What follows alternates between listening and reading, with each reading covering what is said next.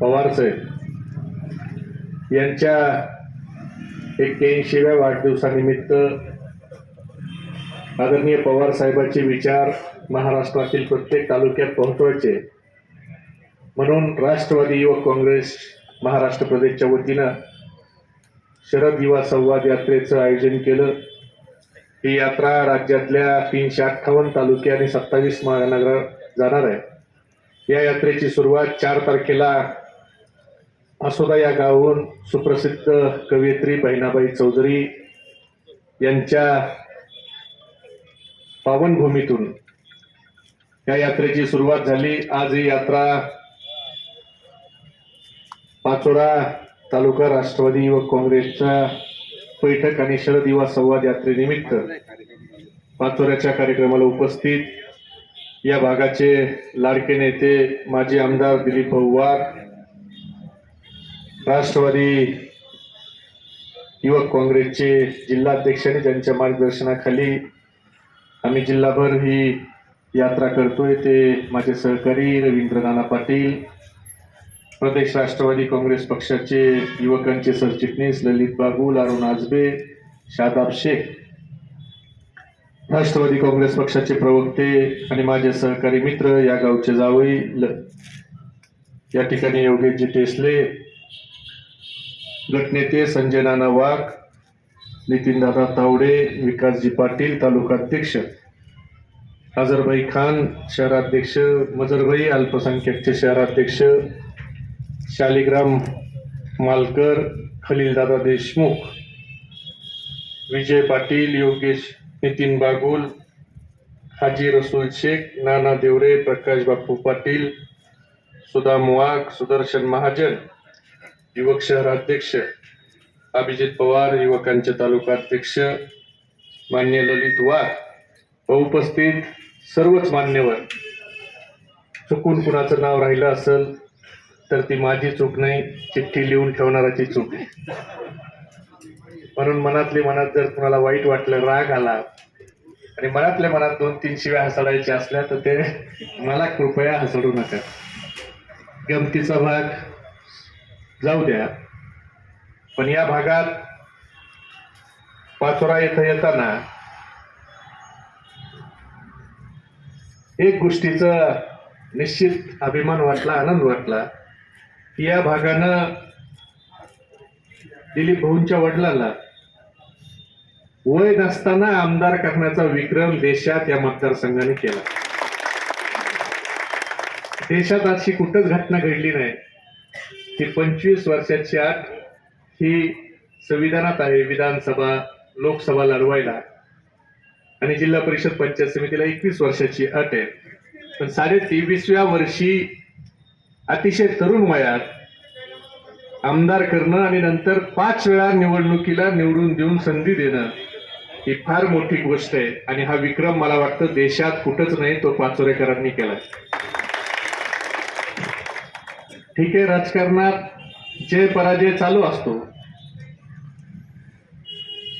म्हणून आपण फार पराजय झाला म्हणून खचून जायचं कारण नाही। इंदिरा गांधी देखील पडल्यात, राहुल गांधी देखील पडलेत। राजकारणात जय पराजय चालू असतो।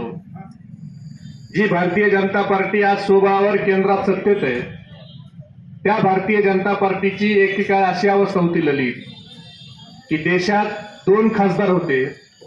2 खासदार असताना त्यांची घोषणा होती अगली बारी अटल बिहारी। म्हणजे किती कॉन्फिडन्स, किती आत्मविश्वास भारतीय जनता पार्टीला होता। आपले तर इथं दिलीप भाऊंच्या वडिलांनी 5 वेळा विधानसभेचं नेतृत्व केलंय, दिलीप भाऊंनी 1 वेळा केलंय, ते 5 वेळा 13 वर्ष नगराध्यक्ष राहिले। एक मोठा काळ या भागात त्यांनी आणि त्यांच्या कुटुंबाने काम केलंय, म्हणून 2चे आता 302 झालेत। 302च झालेत ना आता भाजपचे। त्याच्यामुळं हा पराजय झाला, एखाद्या निवडणुकीतला पराजय हा अंतिम पराजय आहे असं मानू नका। नेपोलियन नावाचा एक राजा होता, मी एक गोष्ट वाचली, त्या नेपोलियनचा दारुण पराभव होतो आणि नेपोलियनला त्या ठिकाणी त्याचं राज्य सोडून बाहेर काही दिवसासाठी निघून जावं लागतं आणि पेपरला बातम्या येतात, नेपोलियन हा भित्रा आहे, नेपोलियन हा पळपुटा आहे, नेपोलियनला राज्य सोडून पळून जावं लागलं. त्या बातम्या सगळ्या नेपोलियन वाचतो आणि शांत बसतो. 6 महिने नवीन लढाईची तयारी करतो आणि नवीन सैन्य जमा करतो. सैन्य जमा करून परत तो ज्या वेळेला परत येतो त्यावेळेला ती लढाई त्यांनी जिंकलेली असते आणि त्याच लढाई जिंकल्याच्या दुसऱ्या दिवशी सकाळी पेपर विक्रेता पेपर वाचत असतो आणि त्या पेपरला हेडलाईन असते की सम्राट नेपोलियनचं पॅरिसमध्ये स्वागत आहे, सम्राट नेपोलियन विजेता आहे. त्याच पद्धतीनं आज 2022 आहे. युवकाचे अभिजित पवार आणि सुदर्शन महाजन यांनी प्रत्येक गावात जाऊन प्रत्येक घरापर्यंत जाऊन राष्ट्रवादी काँग्रेस पक्षाचे विचार सांगितले, बूथ कमिट्या केल्या, आदरणीय पवार साहेबांचे विचार सांगितले, पवार साहेबांचं काम लोकांच्या पर्यंत नेलं आणि प्रत्येक बूथवर जर 10 युवकांची फळी निर्माण केली तर उद्याच्या 2024चा ज्यावेळेला विधानसभेचा निकाल लागल त्यावेळेला त्या निकालाला जळगाव जिल्ह्यात पहिली बातमी असेल की दिलीप भाऊ वाघ राष्ट्रवादी काँग्रेस पक्षाचे उमेदवार प्रचंड मताने विजयी आहेत. पण त्यासाठी आपल्याला कष्ट करावं लागेल, त्यासाठी मेहनत घ्यावा लागेल. आज राष्ट्रवादी काँग्रेस पक्षाकडे पवार साहेबांसारखं नेतृत्व आहे, ज्या नेतृत्वानं या देशाला दिशा देण्याचं काम केलं. पण दुर्दैवानं माझ्यासारख्या युवक कार्यकर्त्याला दुःख वाटतं की ज्या वेळेला पवार साहेबाचा पक्ष हा जातीवादी पक्ष म्हणून त्या ठिकाणी हिणवलं जातं. भारतीय जनता पार्टी असेल ठरवून पवार साहेबांचा पक्ष हा जातीवादी पक्ष हे लेबल राष्ट्रवादी काँग्रेस पक्षाला चिपकवायचं, कारण राष्ट्रवादी काँग्रेस पक्षाच्या विरोधात दुसरं बोलण्यासारखं काही नाही. आज राष्ट्रवादी काँग्रेस पक्षाचे नेते आदरणीय जयंत पाटील साहेब असतील, आदरणीय अजितदादा असतील, सुप्रियाताई असतील, पवार साहेब असतील, हे सकाळी 7 वाजल्यापासून रात्री 12-1 वाजेपर्यंत लोकांच्यासाठी उपलब्ध असतात.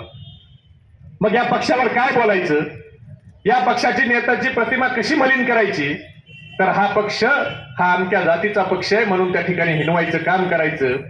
मला आपल्याला नम्रपणे सांगायचंय की या राज्यात शाहू फुले आंबेडकर आणि छत्रपती शिवाजी महाराजांचा सर्व समाजाला घेऊन जाण्याचा विचार जर कोणी पुढे नेला असेल तर ते यशवंतराव चव्हाण साहेबांच्या नंतर आदरणीय शरदचंद्रजी पवार साहेबांनी दिला. मी यासाठी सांगतोय की मी ज्या मराठवाड्यातून येतो त्या मराठवाड्याच्या विद्यापीठाला महामानव डॉक्टर बाबासाहेब आंबेडकरांचं नाव द्यायचा विषय समोर आला. त्यावेळेला प्रचंड जातीय दंगली भडकवल्या गेल्या.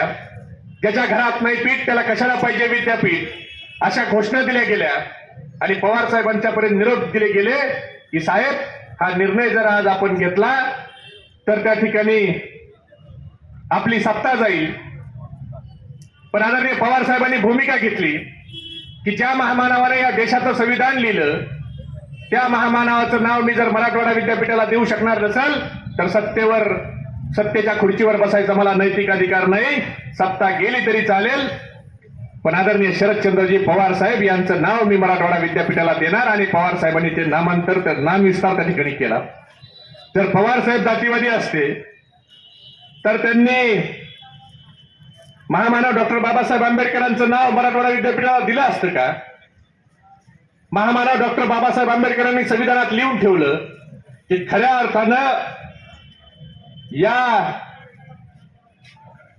देशात लोकशाही प्रस्थापित झाली अशी मला त्यावेळेला वाटेल ज्या वेळेला एखादा मागासवर्गीय समाजाचा माणूस SC ST चा माणूस राखीव जागा सोडून ओपनच्या जागेवर जाऊन आमदार खासदार होईल त्यावेळेला खऱ्या अर्थानं या देशात लोकशाही प्रस्थापित झाली अशी मला वाटेल.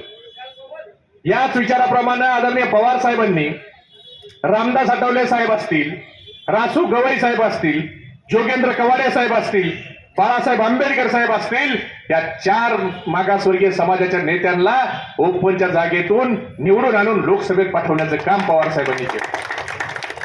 जर राष्ट्रवादी काँग्रेस पक्षाने पवार साहेब जातीवादी असते तर हे घडलं असतं. आज मी ज्या अल्पसंख्याक समाजातून येतो, दिलीप भाऊ गेल्या 20 वर्षात अल्पसंख्याक समाजाला किती संधी पवार साहेबांनी द्यायची? तारिक अनवर साहेबांसारख्या अल्पसंख्याक समाजाच्या कार्यकर्त्याला राज्यसभेवर घेऊन केंद्रीय कृषी राज्यमंत्री केलं. माजिद मेमन साहेबाला राज्यसभेवर खासदार केलं. फौजियाताई खान मॅडमला राज्यसभेवर खासदार केलं. मोहम्मद अफजल साहेबाला राज्यसभेवर खासदार केलं. नवाब मलिक साहेबाला कॅबिनेट मंत्री केलं.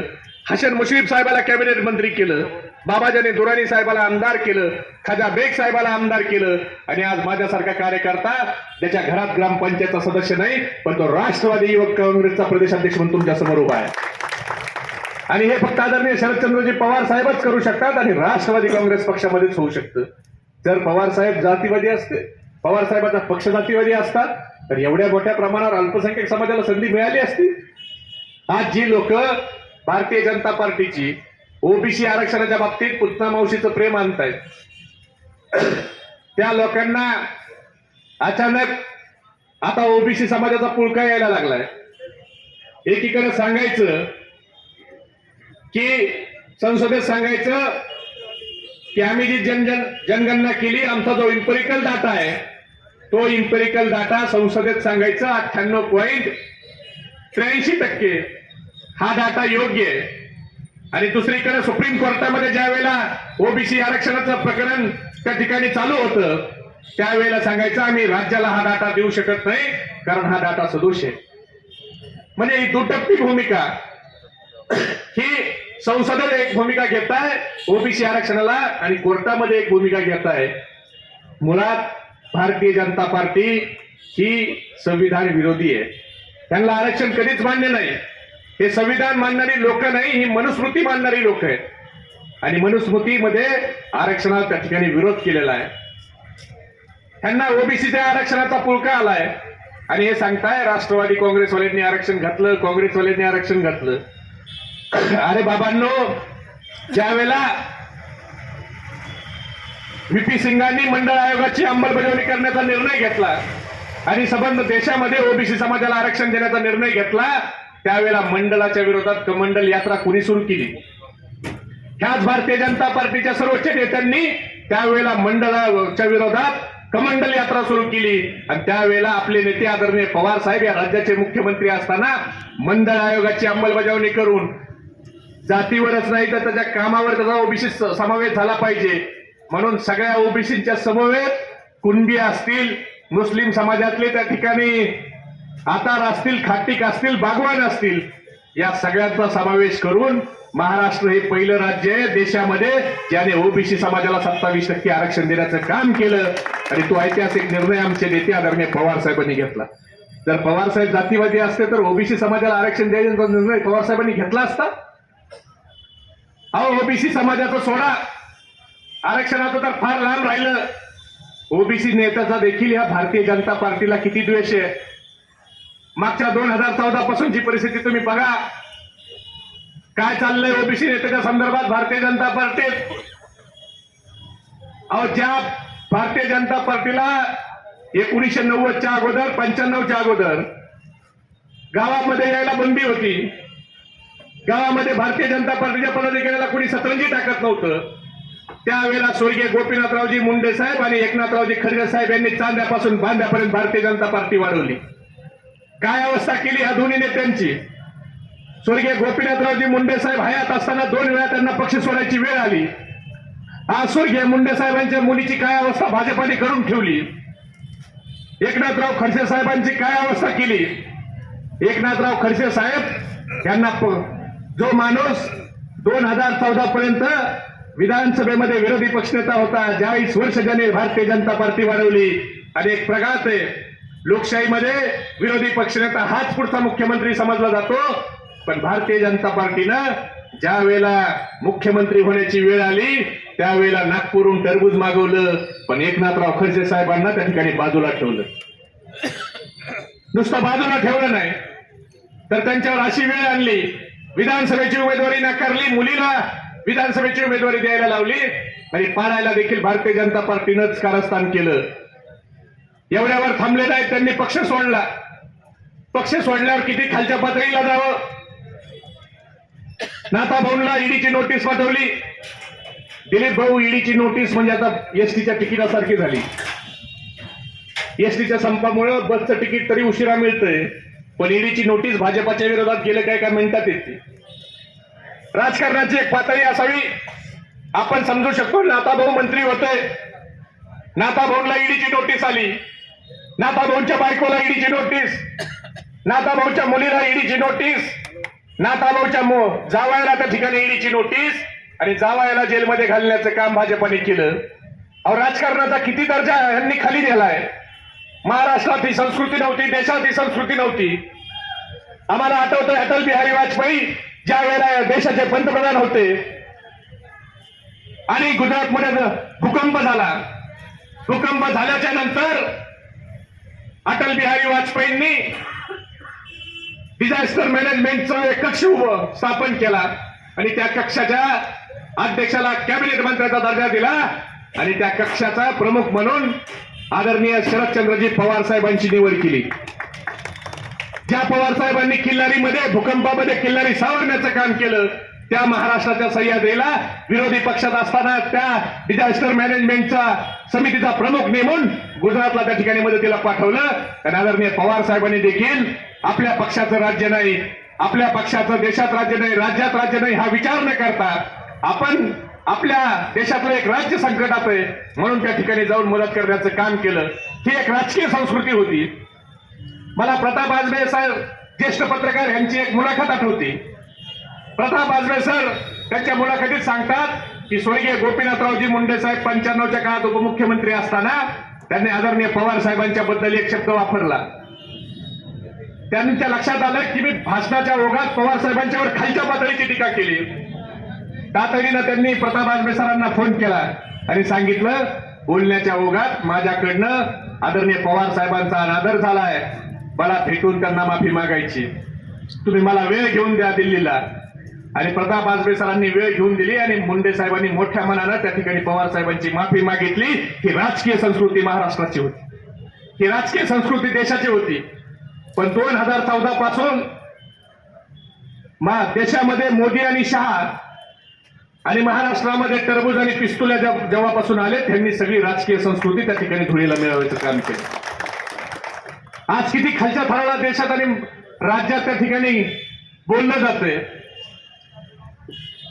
खालच्या थराचं राजकारण केलं जातंय. आपल्या विरोधात गेलेला माणूस हा ईडी आणि सीबीआय म्हणजे भाजपची शाखा क्रमांक 1 आणि शाखा क्रमांक 2 झाले. त्याला लगेच नोटीस पाठवायची, त्याला नामहरण करायचं. अहो, नाथाभाऊंचं जसं तिकीट काढलं नाही वाघ साहेब, किती ह्यांनी बहुजन समाजावर अन्याय करावा. 2014ला विरोधी पक्षनेते नाथाभाऊ विधानसभेची उमेदवारी नाही.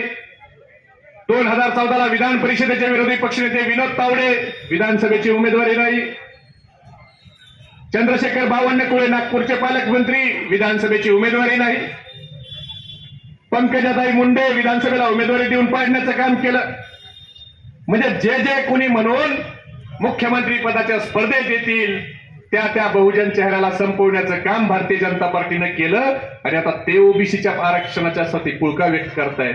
अहो, केंद्रात तुमचं सरकार आहे, का नाही तुम्ही विधेयकानं लोकसभेत आणि राज्यसभेत बहुमतानं पारित करून घेत की या ठिकाणी ओबीसीचं आरक्षण हे दिलं गेलं पाहिजे, 27% ओबीसीचं आरक्षण कायम राखलं पाहिजे. का नाही कायदा दुरुस्ती करत, का नाही इम्पेरिकल डाटा तुम्ही राज्याला देत. पण यांचं ओबीसी आरक्षण या संदर्भात दाखवायचे दात वेगळे, खायचे दात वेगळे. मित्रांनो, आज आपल्या महिला भगिनी या ठिकाणून पुढच्या कार्यक्रमाला गेल्या, त्या महिला भगिनींना त्या ठिकाणी 33% आरक्षण देऊन जिच्या हातात पाळण्याची दोरी, तिच्या हातात झेंड्याची दोरी देण्याचं काम आपले नेते आदरणीय पवार साहेबांनी केलं. कोणत्या क्षेत्रात पवार साहेबांनी काम केलं नाही. पवार साहेब मुख्यमंत्री असताना या राज्याच्या एकूण बजेटमधलं 8% निधी हा सामाजिक न्याय विभागाला मिळाला पाहिजे, हा निर्णय पवार साहेबांनी केला. या राज्याच्या बजेटमध्ये एकूण 10% निधी हा आदिवासी विभागाला मिळाला पाहिजे, हा निर्णय आदरणीय पवार साहेबांनी केला. आणि आज ही भारतीय जनता पार्टीची पिलावर ही आदरणीय पवार साहेबांच्या वर आणि राष्ट्रवादी काँग्रेस पक्षावर ज्या वेळेला छुपा प्रचार करते जातीवादाचा, त्याला युवकांनी, सुदर्शन आणि अभिजित आपल्या युवकच्या टीमनी हा मोडून काढला पाहिजे. प्रत्येक युवक कार्यकर्ता हा ट्विटर, फेसबुक, इंस्टाग्रामवर असायला पाहिजे. आणि ज्या वेळेस असा विषारी प्रचार आपल्या पक्षाचा आणि आपल्या नेत्यांच्यावर होईल त्यावेळेला या प्रचाराला आपण मुद्देसूद सडेतोड उत्तर दिलं पाहिजे. कारण नवीन जनरेशनला आता सांगायची गरज आहे. कारण भाजपा ही भारत जलाव पार्टी आहे. निवडणुका आल्या की एखादं भारत पाकिस्तान युद्ध करायचं, निवडणुका आल्या की एखादी दंगल घडवायची, हा एकमेव अजेंडा भाजपाचा आहे. मग लोक महागाई विसरून जातात, मग लोक त्या ठिकाणी वाढलेली बेरोजगारी विसरून जातात आणि कुठंतरी जातीवाद आणि देशप्रेम सगळ्यांनाच आहे, पण ह्याचा मुद्दा आणायचा आणि या सगळ्या गोष्टी बाजूला ठेवायचं हे काम भाजपाचं नेहमीच झालेलं आहे. म्हणून आपल्याला तुम्ही गाव वाईज फिरलात, तुमचं अभिनंदन आहे. पण मला एका गोष्टीची खंत या ठिकाणी वाटते की 80तले किमान कितीही काम असलं आणि आपला राज्याचा अध्यक्ष या ठिकाणी येतोय म्हणल्यावर किमान 60 तरी लोक हजर असावेत. आपल्या कार्यकारिणीतले 50 पैकी आपल्या कार्यकारिणीतले शहरात कार्यक्रम आहेत, 40 तरी लोक हजर असावेत. जशी आतुरता मला असते की माझा राष्ट्रवादी काँग्रेस पक्षाचा तालुका अध्यक्ष आणि त्याच्या सहकारी जो पवार साहेबांच्या विचारावर काम करतोय पाचोऱ्यात अडचणीच्या काळात, त्याला जाऊन भेटलं पाहिजे, तशी आतुरता आपण ज्याला कार्यकारिणी पदावर काम घेतोय त्याला देखील वाटलं पाहिजे की माझ्या नेत्याच्या नावाने शरद युवा संवाद यात्रा आहे, माझ्या नेत्याचे काम आणि माझ्या नेत्याचे विचार मला ऐकायला भेटून मिळणार आहेत, तर मी हजर राहिलं पाहिजे. शेतातले काम हे नेहमी असतात. एखाद्याचं लग्न असेल, तुम्ही हळदीला जाऊन भेटू शकता किंवा लग्न लागल्यावर जाऊन भेटू शकता किंवा सकाळी भेटून येऊ शकता, पण त्यासाठी मनात प्रेम असावं लागतं. आणि कार्यकर्ते हे किती आहेत? मी जर इथं दिलीप भाऊंना फोन केला असता, दिलीप भाऊ तुम्ही 2-3 हजाराची गर्दी करा, 5 हजाराची गर्दी करा, तर दिलीप भाऊनी व्यवस्था केली असती, गाड्या घोड्या दिल्या असत्या, जेवणाची व्यवस्था केली असती, इथं जागा पुरली नसती, मोठा हॉल भरला असता. पण त्या 5,000 लोक जर जमली असती तर त्या 5,000तली 4,900 लोक ही म्हणली असती याची बघबघ कधी संपती आणि मी कधी जेवायला जातोय, आम्ही काय बोलतोय याच्याकडे त्याचं कधीच लक्ष नसतं. ही तर तुम्ही जे 700-800 लोक आहेत, ही 700-800 लोक ही पवार साहेबांच्या विचारावर काम करणारी लोक आहेत. त्या लोकांनी 10 लोकांच्या पर्यंत जरी 700 लोकांनी उद्या पवार साहेबांचे विचार सांगितले तर ही आपली सभा 7,000 लोकांच्या पर्यंत जाईल. त्यापेक्षा गर्दी किती आहे, यापेक्षा धर्ती किती आहे हे महत्वाचं आहे. आज होत्याचं नव्हतं आणि नव्हत्याचं होतं करण्याची राजकारणात ताकद कुणात असेल तर ते आपले नेते आदरणीय पवार साहेबांच्या मध्ये. या राज्यात कुठलाही राजकीय वारसा नसताना वयाच्या 37व्या वर्षी सगळ्यात कमी वयाचा मुख्यमंत्री होण्याचा विक्रम करणारे पवार साहेब. प्रत्येक गोष्टीचं त्या ठिकाणी नियोजन असेल, आपत्ती असेल, मग ती आपत्ती निसर्गाची असो, किल्लारीचा भूकंप असो, मराठवाड्यात पडलेला दुष्काळ असो किंवा कोकणात आलेला महापूर असो, प्रत्येक कोणतीही आपत्ती आली तर लोकांच्या डोळ्यासमोर एक नाव येतं, ते आदरणीय पवार साहेबांचं. आणि 2019 पासून जर राजकीय आपत्ती आली तर त्या आपत्तीचं निवारण देखील देशात एक माणूस करू शकतो, त्याचं नाव शरद पवार साहेब आहे. तुम्ही आठवा 2019च्या अगोदरचा काळ, 2014ला भारतीय जनता पार्टीचा विजयाचा रथ निघाला. तो विजयाचा रथ हळूहळू एवढा मस्तवाल झाला की त्यांनी लोकशाहीची सगळी नीतिमूल्य पायाखाली तोडवायला सुरुवात केली.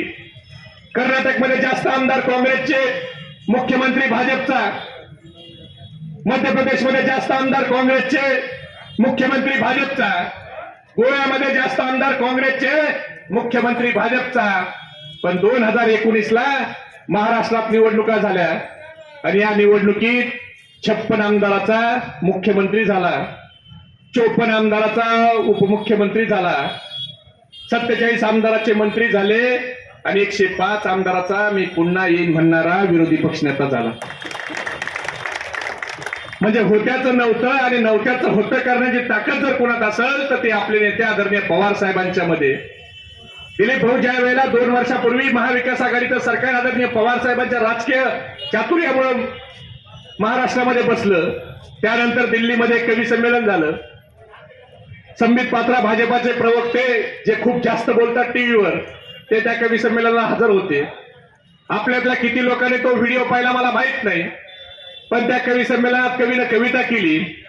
किसी ने मुझसे पूछा चाणक्य कहाँ है, किसी ने मुझसे पूछा चाणक्य कहाँ है, मैंने उससे कहा चाणक्य दिल्ली में है मगर पिताजी महाराष्ट्र में है. ही एक वेगळी उंची आपले नेते आदरणीय पवार साहेबांनी देशाच्या राजकारणामध्ये प्राप्त केली. ज्या वेळेला झारखंडचा सोरेन नावाचा मुख्यमंत्री शपथ घेतो आणि पत्रकार त्याला प्रश्न विचारतात की भाजपाच्या दादागिरी आणि हुकुमशाहीच्या विरोधात लढण्याची ताकद तुम्हाला कुठे मिळाली, त्यावेळेला ते सोरेन सांगतात मुख्यमंत्री काँग्रेसचा, आणि ते सोरेन म्हणतात की भाजपाच्या दादागिरी आणि हुकुमशाहीच्या विरोधात लढण्याची ताकद मला आदरणीय शरदचंद्रजी पवार साहेबांच्याकडून मिळाली. आता मला राज्यसभेतलं पंतप्रधानांचं भाषणाचा व्हिडिओ मला योगेश देशमुखांनी सांगितलं की आता 5 मिनिटाच्या भाषणात 2-3 मिनिटं पंतप्रधानांना पवार साहेबांचं कौतुक केलं. अहो, आज देशात पवार साहेबांच्या राजकीय भूमिकेकडे संबंध देशाचं लक्ष आहे. आज पश्चिम बंगालमध्ये ममता बॅनर्जी पवार साहेबांच्या सभा मागतात. पवार साहेब दवाखान्यात असल्यावर जाऊ शकत नाहीत म्हणून पत्र घेऊन त्या ठिकाणी त्यांच्या पत्राचा प्रचारामध्ये वापर होतोय.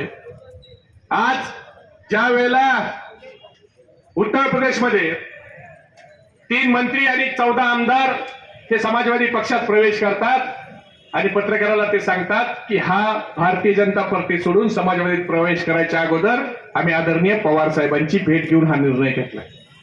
म्हणजे आज देशामध्ये आपल्या नेत्याच्या शब्दाला, आपल्या नेत्याच्या किती मोठं वलय आहे हे आपण समजून घेतलं पाहिजे आणि त्या दृष्टीनं राष्ट्रवादी काँग्रेस पक्ष वाढवायचं काम केलं पाहिजे. आज जयंत पाटील साहेब, दिलीप भाऊ नेहमी सांगतात की आज आपले 53-54 आमदार आहेत म्हणजे आपला फार आबाळाला हात लागला नाही. आज ममता दिदी असतील, मायावती असतील, अखिलेश यादव असतील, लालू प्रसाद यादव असतील, ही लोक स्वतःच्या बळावर सत्ता मिळवू शकली. पण एवढा मोठा विचार, एवढा मोठा नेता आपल्याकडे असताना आज आपण स्वतःच्या बळावर सत्ता मिळवू शकलो नाही. त्याचं कारण आपण आपल्या नेत्याचे विचार त्या ठिकाणी समाजाच्या शेवटच्या घटकापर्यंत पोहोचवले नाहीत. आज आपण सांगू शकलो नाही की आपल्या नेत्यांनी जे काम केलं. मला एक गोष्ट आवर्जून या ठिकाणी योगेश तुम्हाला सांगायची. एक 4-5 वर्षापूर्वी पुण्याचं जे IT हब आहे पिंपरी चिंचवडचं, तिथं एका हॉटेलला आम्ही जेवायला बसलो आणि जेवत असताना त्या ठिकाणी शेजारी एक जोडपं होतं. त्यांचा विषय चालला होता की पवार साहेबांनी काय केलं. एकदा म्हणले शरद पवार साहेबांनी काय केलं, दोनदा म्हणले शरद पवार साहेबांनी काय केलं, तिसऱ्यांदा म्हणले शरद पवार साहेबांनी काय केलं. त्यावेळेला राहवलं नाही आणि मी स्वतः त्या ठिकाणी त्यांच्याकडे गेलो. मी म्हणलं तुम्ही काय करता, नाव काय. ते म्हणले माझं अमकं अमकं नाव, मी अमक्या अमक्या कंपनीत त्या ठिकाणी जॉब करतोय ITच्या. म्हणलं पगार किती, म्हणले 1.25 लाख. म्हणलं ही IT कंपनी इथं कसं आली माहित आहे का. म्हणले माझ्या मालकाने कंपनी आणली म्हणून मी नोकरीला लागलो. म्हणलं बाबा, तुझ्या मालकाने कंपनी आणायच्या अगोदर इथं एका संत एकनाथ नावाच्या सहकारी साखर कारखान्याचं भूमिपूजन पवार साहेबांच्या हातानं झालं होतं. पवार साहेबांनी भूमिपूजन केलं आणि भाषणात कारखान्याच्या चेअरमनला सांगितलं की आपल्याला कारखाना करायचा आहे, पण इथून 5 मैल दूर या ठिकाणची जागा ही IT हब साठी आपल्याला राखीव ठेवायची आहे. आणि पवार साहेब मुख्यमंत्री असताना त्यांनी IT हब या ठिकाणी निर्माण केलं. IT हब पवार साहेबांनी निर्माण केलं म्हणून तुझ्या मालकाने कंपनी आणली, तुझ्या मालकाने कंपनी आणली म्हणून तुला 1.25 लाखाची नोकरी भेटली, आणि 1.25 लाखाची नोकरी भेटली म्हणून ही बायको तुला भेटली. आणि तू सांगतो पवार साहेबांनी काय केलं. आज जेवढ्या म्हणून औद्योगिक MIDC त्या मुंबईच्या असतील, पुण्याच्या असतील, चाकणच्या असतील, तळेगावच्या असतील, औरंगाबादच्या वाळूच्या असतील, नांदेडची असेल, नागपूरची असेल, त्या ठिकाणी हिंगणघाटची असेल, ह्या सगळ्या कंपनीचा इतिहास काढून बघा. त्या सगळ्या कंपन्या आदरणीय पवार साहेब या देशाचे राज्याचे मुख्यमंत्री असताना मंजूर झाल्यात आणि त्या कंपन्या या राज्यामध्ये आल्यात. पण दुर्दैवानं आपण हे सगळं सांगायला कमी पडतोय. आणि भाजपाची एकच रणनीती आहे, खोटं बोल पण रेटून बोल, आश्वासनाची खैरात करायची. तुमचा भाग दिलीप भाऊ केळीसाठी प्रसिद्ध आहे. तुम्ही इकडे केळी पिकवता, आमच्याकडे आवडीनं लोक केळी घेतात. पण मला ह्या केळीवरून जळगाव जिल्ह्यात आल्यावर 2014चा एक किस्सा आठवला. 2014च्या निवडणुकीत लोकसभेच्या सन्माननीय मोदी साहेबांची सभा बीडला होती. पहिली सभा त्यांची लोकसभेच्या प्रचारातली असल्यामुळं त्यांची सभा समोरचं जसं गुरु रेडीमेड आहे, हा आवाज आपला सगळा त्या दुकानापर्यंत जात असेल. अशा ठिकाणी कलेक्टर ऑफिसच्या पर्यंत त्या सभेचा आवाज येत होता मोदी साहेबांच्या. आणि तिथं फ्रूटचे गाडे लागतात, त्यात एक बागवानचा केळीचा गाडा होता. तो गडी जरा कलाकार होता आणि पलीकडचं मोदी साहेबांचं चाललेलं भाषण आम्हाला स्पष्टपणे ऐकू यायचं. आणि तिकडून मोदी साहेब भाषणात म्हणायचे कि भाई और बहनों, अगर मैं प्रधानमंत्री बना और भाजपा की सरकार आई तो मैं विदेश में जाऊंगा, काला धन लाऊंगा और मुफ्त में आप सबके अकाउंट में 15-15 लाख रुपए यूं ही डाल दूंगा. इकडून हा बागवान म्हणायचा घ्या केळं. तिकडे मोदी साहेब म्हणायचे कि 75 रुपए का पेट्रोल 35 रुपए होना चाहिए कि नहीं होना चाहिए, 54 रुपए का डीजल 25 रुपए लीटर से मिलना चाहिए कि नहीं मिलना चाहिए, 350 रुपए का रसोई गैस 150 रुपए में मिलना चाहिए क्या नहीं मिलना चाहिए. अगर ये सब करना है तो भाजपा को जिताना पड़ेगा.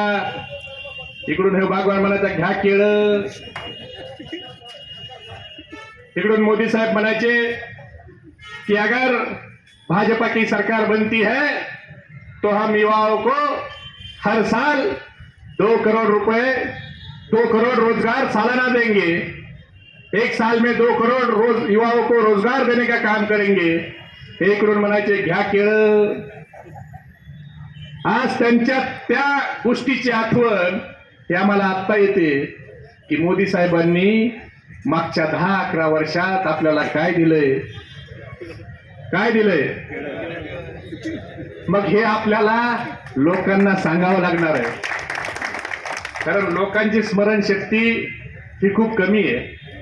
तुम्ही आठवा 2019 मध्ये ज्या वेळेला प्रचंड मोठी लाट भाजपाच्या विरोधात झाली, महागाई वाढली. महागाईमध्ये तुम्ही 2012 मध्ये जरा फ्लॅशबॅक मध्ये जावा. 2012ला गॅस 350 रुपये असताना स्मृतिताई इराणी रस्त्यावर येऊन भाकरी थापायच्या. खूप महागाई वाढली, त्यांना असं वाटायचं. 75 रुपये लिटर पेट्रोल असताना नितीन गडकरी साहेब, राजनाथ सिंग साहेब स्कूटर ढकलायचे. त्यांना प्रचंड महागाई झाली असे वाटायची. पण आज महागाई कुठे गेली. माझ्याकडे दिलीप भाऊ एक सुई गाडी होती 2014 मध्ये, 4,500 रुपयात टाकी फुल व्हायची. आता मोदी साहेबाच्या कृपेनं 6,800 रुपये लागतात. कधी रात्रीचा परत भाव वाढतील सांगता येत नाही. पण या सगळ्या गोष्टी आज सामान्य माणसाच्या पर्यंत जावं लागेल. आम्हाला सावद्याला एक सामाजिक संघटनेची लोक आली आणि त्यांनी पत्र पाठवतात दर महिन्याला पंतप्रधानाला की खताचे भाव हे 40% वाढलेत, ते भाव कमी करा. अशा अनेक गोष्टी आहेत. खताचे भाव असतील, त्या ठिकाणी वाढलेली महागाई असेल, ह्या सगळ्या गोष्टी आपल्याला सर्वसामान्य लोकांच्या पर्यंत जाऊन सांगावं लागणार आहेत. तालुका अध्यक्षांनी, शहराध्यक्षांनी एक गोष्ट लक्षात घ्यावी. मी राज्याचा अध्यक्ष आहे. राज्याचा अध्यक्ष जर तालुक्याच्या गावापर्यंत येत असेल तर जिल्ह्याच्या अध्यक्षांनी गावापर्यंत गेलं पाहिजे, ही माझी मानसिकता आहे.